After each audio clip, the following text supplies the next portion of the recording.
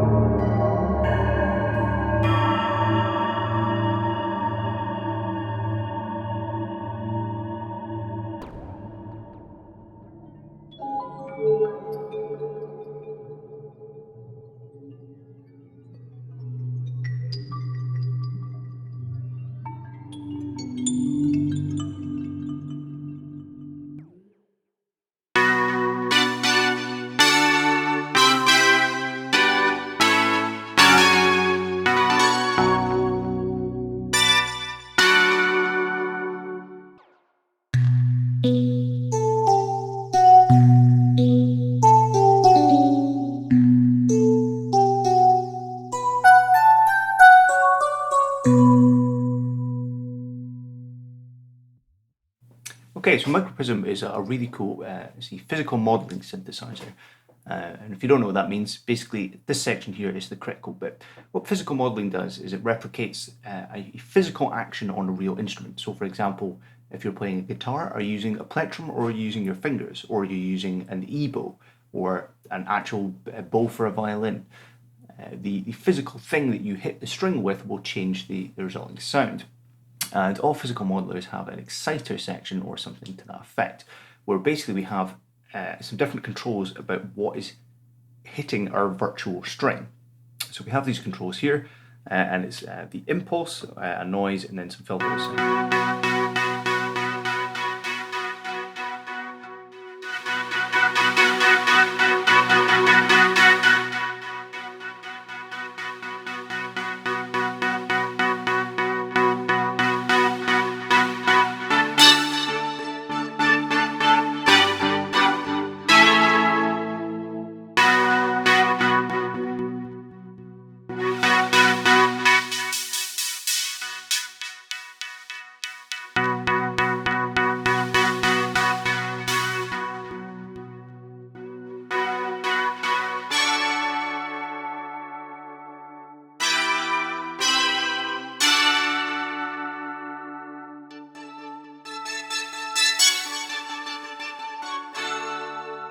It's one of the big advantages of physical modeling is that when you hit a note several times over, which I'll do now,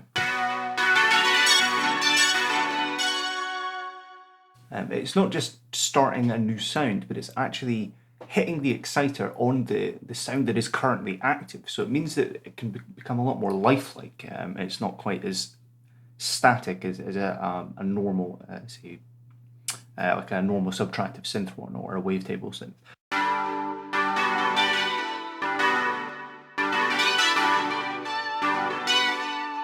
And what I mean by that is, say if you have, again, if you've got a guitar, if you hit a string and then hit the string a second afterwards, that second hit's not going to sound identical to the first because the string was already vibrating. That's something that physical modeling takes into account.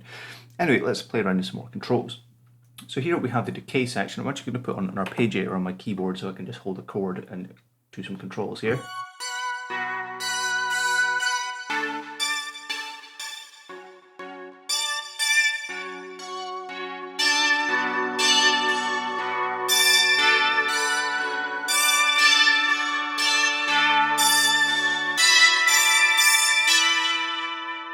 So you can hear the time there basically allows the sound to ring out for a very long time, or you can cut it really short for more impulsive sounds. Okay, so we have the high amounts.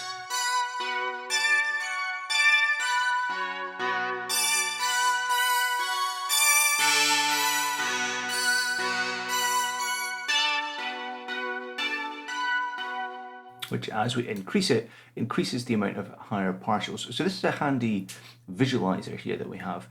On the very far left, this very first white line here is our fundamental, basically the original note that we're hitting, and everything else is all the partials that basically give the sound its character. If you don't understand the theory of it, don't worry too much. You can listen and just kind of watch and get an idea for it. So I'll turn the arpeggiator off for a sec so we get a nice big visualizer here.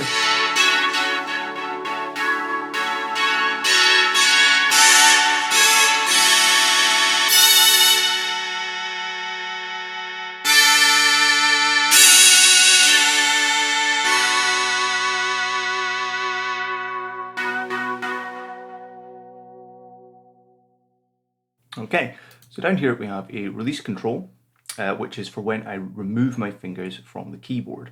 So if I put this all the way down to the bottom, still holding the keyboard, and then when I let them go in 3, 2, 1, we stop. The sound will slowly fade out based on this up here. So if I put these both really low,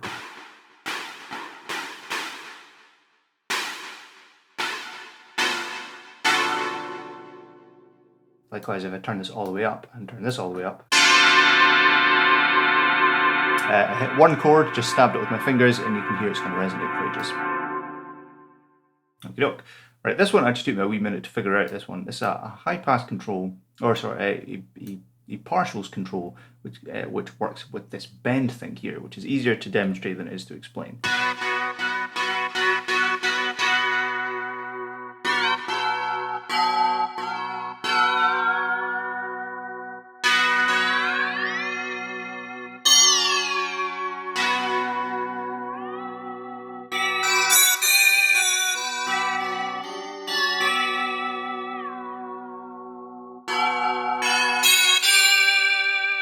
It's basically moving some of the partials around and sort of quote unquote bending them. So basically as soon as you hit a note, it starts to move those partials in a different direction.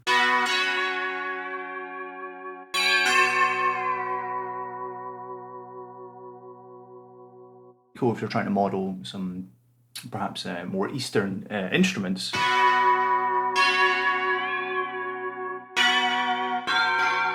Or more, or going for a sort of microtonal vibe. Okay, on the right hand side we have a filter. It's a filter.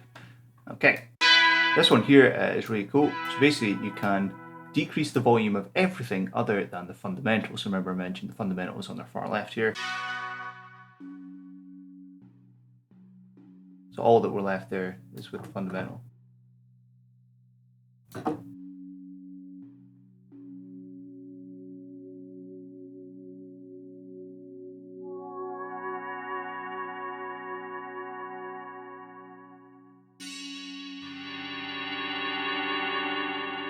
So this is a great control to use mid-performance as an alternative to a cutoff. So it's very frequent if you are controlling the synthesizer and manipulating the cutoff as you're playing. But this is a great alternative because it's affecting so much more.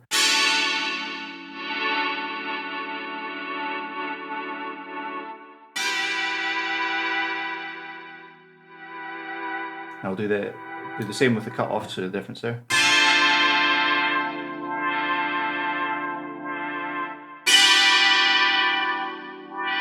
So of course with the cutoff you get the wow, you get that almost, it's not a wah effect because it's not bandpass, but you get the idea, you can hear the cutoff moving, whereas with the fundamental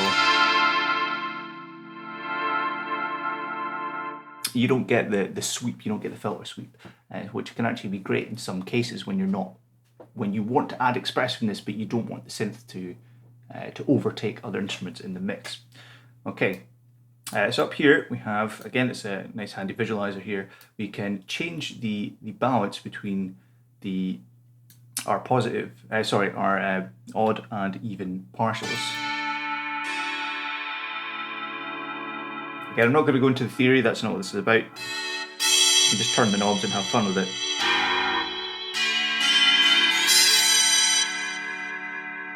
Turn the release up a little bit, get some nice long decays.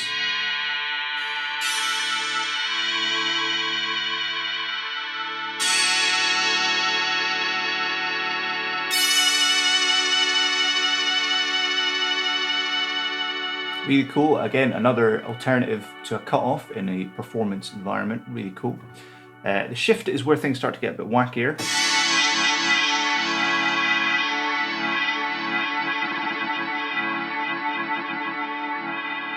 So as you can probably see from the visualizer, basically what it's doing is it's moving the, it's like it's almost inverting the odd and even partials as they're coming out, and it gives the impression that they're shifting left and right almost.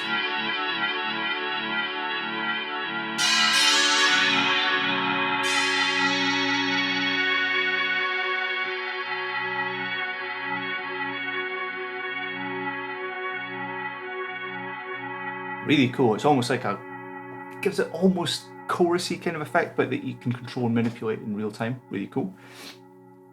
Okay, up here we have a LFO which is connected to these two things here. So basically, since this is the Mikro Prism, the free version, there is a full version of Prism. Basically, what this is there are macro controls, MC macro control, where the person who designed these snapshots, all these different snapshots, has assigned a couple of these controls and perhaps some other secret hidden controls, apparently, according to the manual, which are then controllable with this. So let's turn this on. Oops, sorry. So you can see as I'm doing that, a couple of the different controls are moving. Got the flanger moving, got the high mount and the release.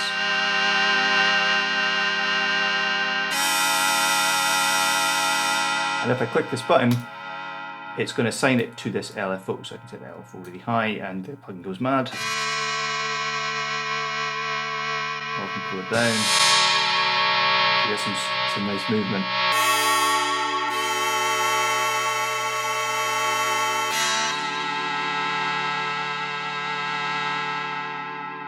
And we have a second set of macro controls over here.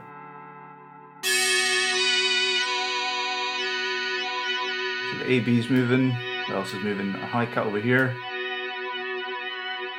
And perhaps something else behind the scenes again with it we can't see. And again, we can click this to assign to the LFO. You can put both of them on if you want.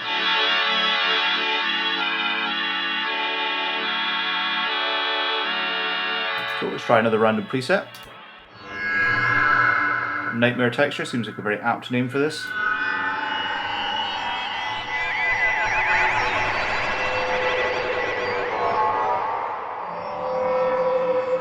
So again, for people like me who do sound effect design, this thing is great fun.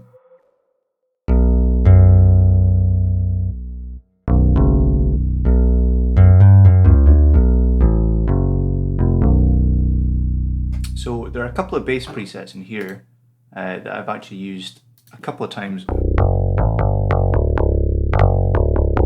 in tracks I've been working on to duplicate perhaps parts that I've played on the guitar or parts that I've played on other synths, because they can be quite pure. And are great if you just need to add a bit of thickness and a bit of clarity to your low end. If your low end's a bit muddy, if your bass is a bit on the fluffy side, these can be great mixed in with it just to add a little bit of weight and a bit of clarity. So this thing, it's so versatile. It's got great basses, crazy sound design, and some really nice synth stuff as well, and a lot of very good metallic sounds which are great for sound effect design. Let's try church bells.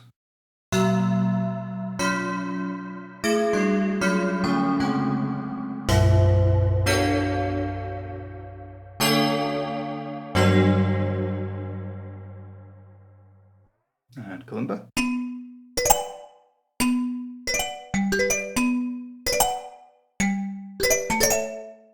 Really cool. So the last thing we have down here is a sort of generic, very simplified effects section, which is pretty self-explanatory. There's a guitar cabinet, had a wee bit of distortion. The filter depends on the preset whether it'll do anything or not, but basically it blends your dry signal with your filtered signal. You've got a flanger. Let's try different presets. We can hear these a bit more.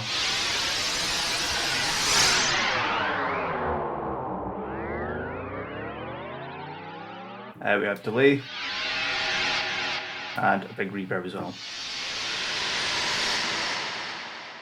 So again, because this is the Mikro Prism, the free version, it's a very simplified effects section, but you can apply your own effects, of course, in your DAW or whatever the hell you're using.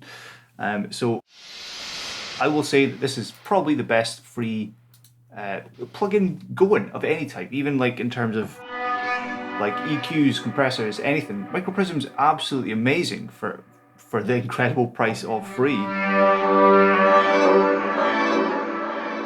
I mean, some of the sounds you can do, there's enough customization that you can tweak and create your own sounds if you want. It's absolutely amazing. I have the full version of Prism as well. I'll do an overview of that at some stage or another. But this thing's amazing. If you don't have this in your collection, get that sorted. It's brilliant. Free version or not, it's brilliant and better than most other paid synths out there. Anyway, I hope you enjoyed today's overview video. It's got a nice random chord to finish. My name has been Mark Anton Audio. Please like, rate, subscribe, and all that jazz. Adios.